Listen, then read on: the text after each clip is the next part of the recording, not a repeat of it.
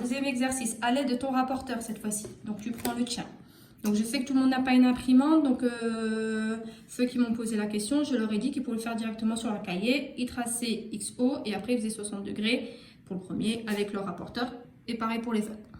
Construis pour chaque cas une demi-droite OY telle que l'angle XOY et la mesure indiquée. Donc 60 degrés, il faut que ce soit XOY. Donc ça veut dire que là, le centre de mon rapporteur, je le pose sur O. D'accord? Une fois que je l'ai posé sur O, je dois bien aligner. C'est ce qui était expliqué dans la vidéo que vous pouvez regarder. Le 0 avec la demi-droite. Si ce n'est pas aligné, ça ne marche pas. Une fois que j'ai bien aligné, ici mon centre, ici mon 0, je dois faire 60 degrés. Si je prends les 60 degrés de ce côté-là, ça va faire un angle obtus, c'est trop grand. Là, c'est un angle aigu. 60 degrés, c'est plus petit que 90. 90, c'est ici. Donc, le 60 doit le prendre ici. Sur mon rapporteur, moi, je lis mon 60 ici. Vous allez le lire à peu près à la même place. Et on trace. Les rapporteurs, même s'ils sont différents, ils fonctionnent exactement de la même façon. Je marque un Y à côté. D'accord? C'est bien un angle aigu. Vous voyez, c'est plus petit que 90. 90, ça aurait été là. D'accord? Donc, angle aigu. Ici, XO 156 degrés. Alors, soit je le fais de ce côté et il va être là, mais il va dépasser sur le premier exercice, c'est pas pratique. Donc, je retourne mon rapporteur. Je mets mon centre, je mets mon 0 et je vais lire 156 degrés. Alors, je ne peux pas les lire de ce côté-là, il faut que ce soit plus grand que 90. Aigu, plus grand que 90, donc ça va être dans cette partie-là. 156, j'ai 140, j'ai 150, et là j'ai des petites graduations. Donc au milieu c'est 155. Donc le petit trait juste à côté c'est 156. C'est comme sur votre règle. Donc là je relis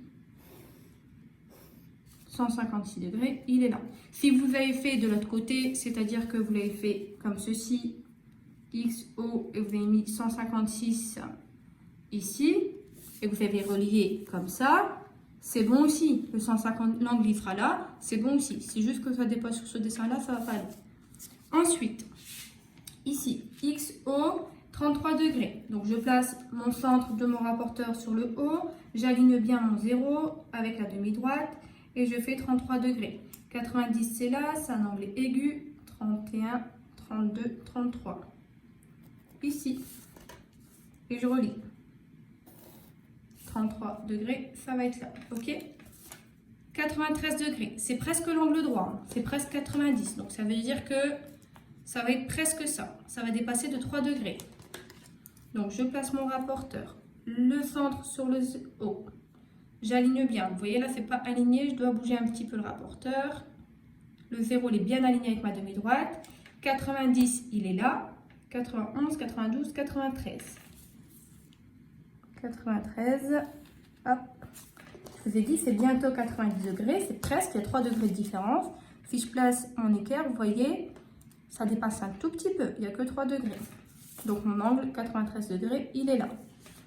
Ensuite le dernier, 56 degrés, ça sera un angle aigu, donc plus petit que 90. Je place mon centre, j'aligne bien mon 0 avec la demi-droite, voilà. Et ensuite 56 degrés. Donc 40, 50, 60. Donc entre deux, j'ai 55. Vous voyez toutes les petites graduations. 50, 51, 52, 53, 54, 55. J'arrive au milieu. Donc 56 ici. Et j'ai plus qu'à relier avec ma règle. Ici, ça peut servir de règle. Donc mon 56 degrés est ici. Ok? J'ai oublié mes petits Y à chaque fois. Je les place.